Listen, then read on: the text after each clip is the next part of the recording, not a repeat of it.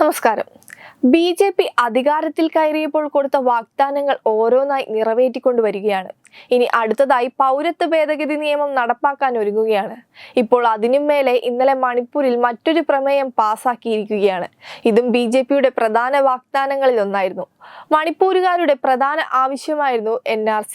2022 August 5-ന് Manipur നിയമസഭ NRC ആവശ്യപ്പെട്ട് പ്രമേയം പാസാക്കിയിരുന്നു. ഇതിനെ ഉറപ്പിക്കുന്നതായിരുന്നു ഇത്തവണത്തെ പ്രമേയം.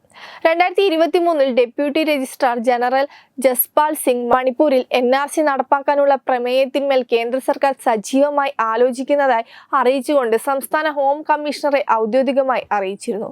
നിലവിലെ പ്രതിസന്ധികളായ അതിർത്തി വേലി, അനധികൃത കുടിയേറ്റക്കാരുടെ കുത്തൊഴുക്ക്, FRM തുടങ്ങിയ പ്രശ്നങ്ങളാണെന്ന് തന്റെ പ്രമേയം സഭയിൽ അവതരിപ്പിച്ചുകൊണ്ട് ലഷിയോ പറഞ്ഞു. മ്യാൻമാറിൽ നിന്നുള്ള അനധികൃത കുടിയേറ്റക്കാരുടെ കടന്നുകയറ്റമാണ് നിർണായക പ്രശ്നങ്ങളിലൊന്ന്. NRC നടപ്പാക്കുന്നത് നിരവധി ചർച്ചകൾക്ക് വഴിവെച്ചിട്ടുണ്ടെങ്കിലും അത്തരമൊരു റെക്കോർഡ് നിലനിർത്തുന്നത് സംസ്ഥാനത്ത് താമസിക്കുന്ന തദ്ദേശ സമൂഹങ്ങൾക്ക് അനുകൂലമാകണമെന്ന് ലഷിയോ പ്രമേയത്തിൽ പറഞ്ഞു. ഇത് നടപ്പാക്കപ്പെടുമ്പോൾ മെറിറ്റും ഡീമെറിറ്റും ഉണ്ടാകും. എന്നാൽ ശരിയായ റെക്കോർഡ് നിലനിർത്തുന്നത് മികച്ച നയരൂപീകരണത്തിനും ഭരണം കാര്യക്ഷമമാക്കുന്നതിനും സംസ്ഥാനത്തെ സഹായിക്കുമെന്നും അദ്ദേഹം കൂട്ടിച്ചേർത്തിരുന്നു. തുടർന്ന് സ്വകാര്യ അംഗപ്രമേയം സർക്കാർ പ്രമേയമാക്കി മാറ്റാൻ MLA നിർദ്ദേശിച്ചു.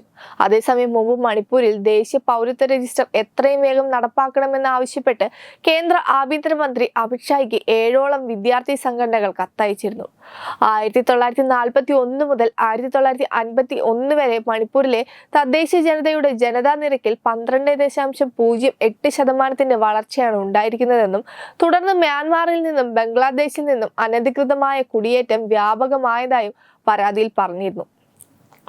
NRCയിലൂടെ മണിപ്പൂരിലെ ക്രമാതീതമായ ജനസംഖ്യാ വർധനവിന് പരിഹാരം കാണണമെന്നാണ് തങ്ങളുടെ ആവശ്യമെന്നും കഴിഞ്ഞ കുറച്ച് വർഷങ്ങളായി സംസ്ഥാനത്തെ തദ്ദേശീയരായ ജനതയ്ക്കിടയിൽ ജനന നിരക്ക് ക്രമാതീതമായി കുറയുകയും ചെയ്തിട്ടുണ്ടെന്നും കത്തിൽ പറഞ്ഞിട്ടുണ്ട്.